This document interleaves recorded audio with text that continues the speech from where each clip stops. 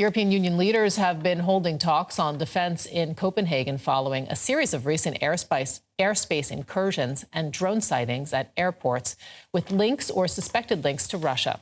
Now, this summit, it was called by the EU, but brought in the heads of state and government from nearly 50 countries. Proposals to counter Russian aggression include building a so-called drone wall of defense and increasing aid to Ukraine using Russian assets frozen in European banks. Jack Parrick is following events for us in Copenhagen and joins us now. So, I mean, one of the big questions is, of course, this creating this so-called drone wall. Has there been any movement on that after yesterday's meetings? There's been some discussions. It seems that the leaders say that they have broad support for the idea of a drone wall.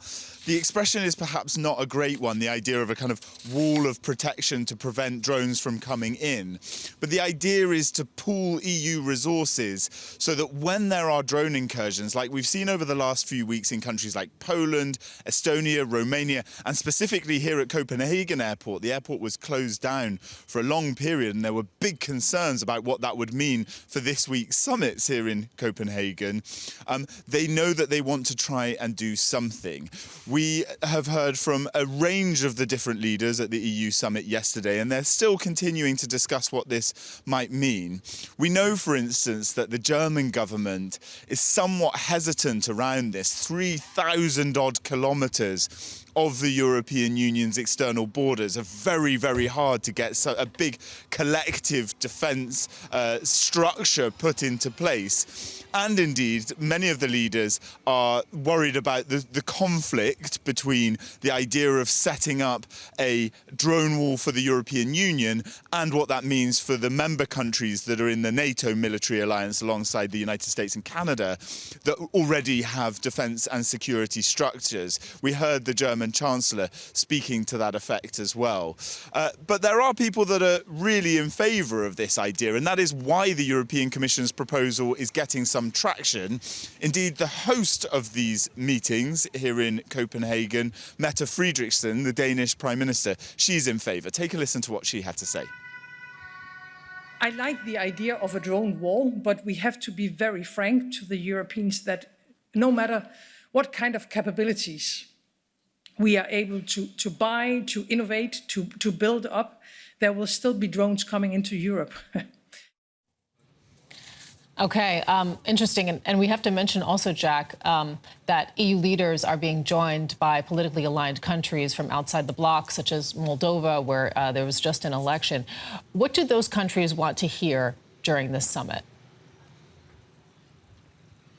Yeah, so today's summit is not a European Union summit. It's called the European Political Community Summit, which was the brainchild of French President Emmanuel Macron to sort of bring in together like-minded countries outside of the EU's borders. As you say, we've just seen the Moldovan election return a pro-EU government in Moldova. And indeed, countries like Ukraine are attending, also countries like Albania and North Macedonia. Now, all of these countries are candidate countries to join the European Union, especially those Western Balkan countries like Albania and North Macedonia. They are desperate to become EU members and are doing everything they can to do so.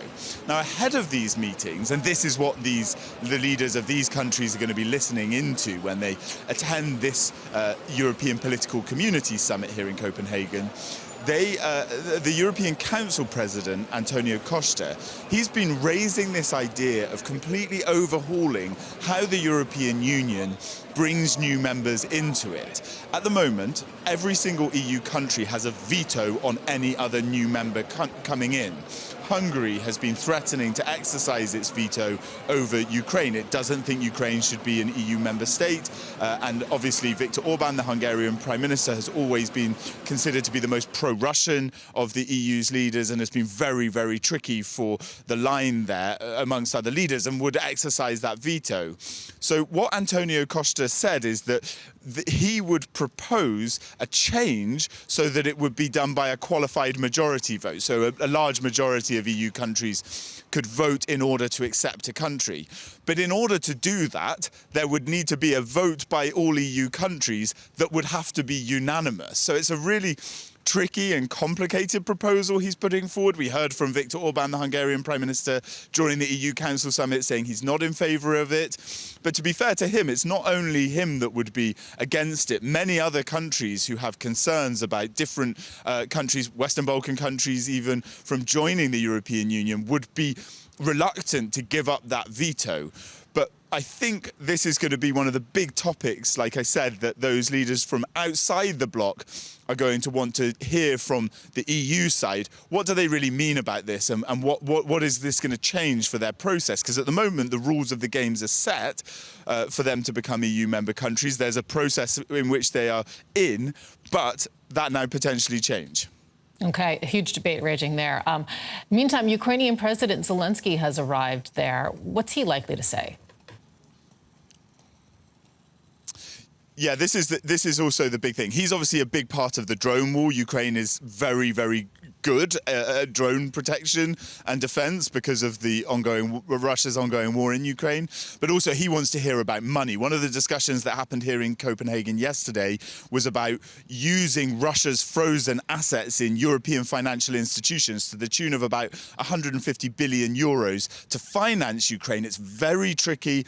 The Belgians, who hold much of that money, are finding that really complicated, but because of what that could mean in a post-war period and related to a peace deal. But we know that Zelenskyy, the president of Ukraine, is going to want to talk about financing. That's always his key issue when he comes to summits like this. DW correspondent Jack Parrick in Copenhagen. Thank you.